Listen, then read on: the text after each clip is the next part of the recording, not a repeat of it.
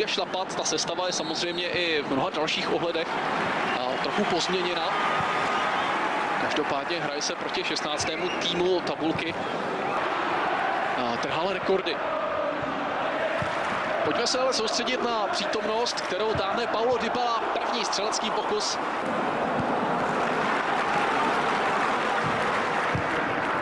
Dybala tam teď měl pouze Mandžukiče a podívejte se, co jeho centr udělal problém.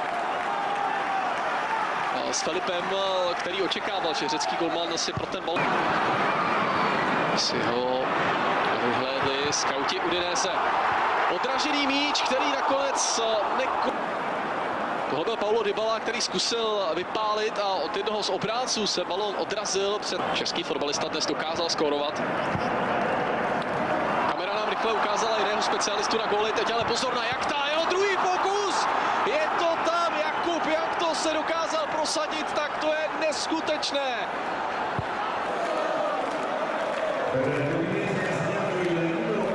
Jako bychom to přivolali tím prvním pokusem. Jank to okamžitě dostal možnost na reparát. Pravda, Gigi Buffon v tomhle případě zaváhal tak jako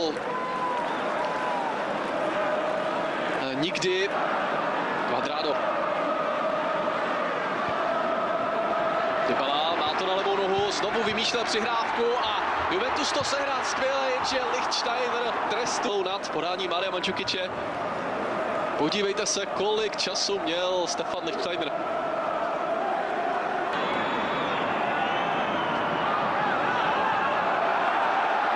No, jak to vypadá, tak se jen tak rozehrávat nebude.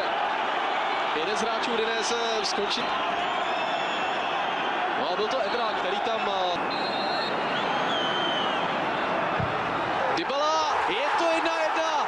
43. minuta, Paulo Dybala potvrdil svoje úžasné střelecké schopnosti. Karnezis neměl nárok, tohle bylo prostě skvěle kopnuté.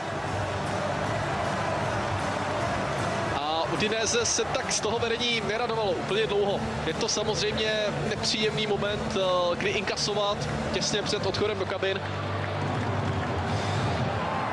Ale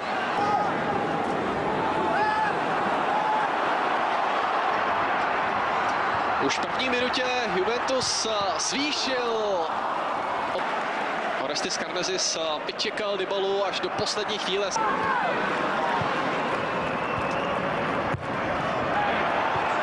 Další ostrý centr do 16, než který odcházel po 45 minutách.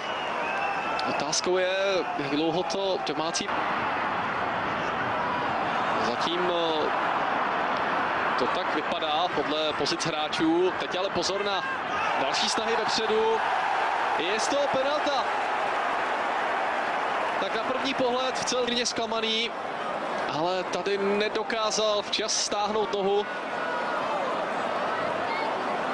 Alex možnost dát druhý gól v dnešním zápase. Paulo Dybala bez problémů proměňuje. Juventus obrací vývoj zápasu a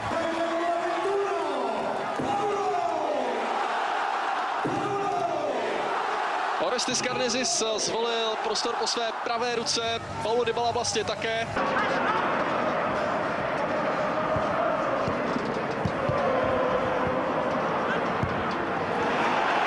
Dobrý centr do pokutového území, kde Lský záložník dobře ví, kde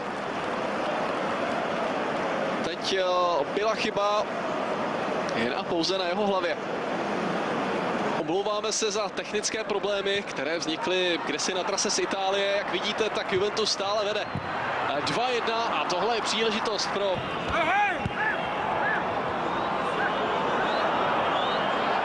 Dobrá, úspěšná klička a štiplavá ráda pro Gigiho Buffona. A Buffon připravený na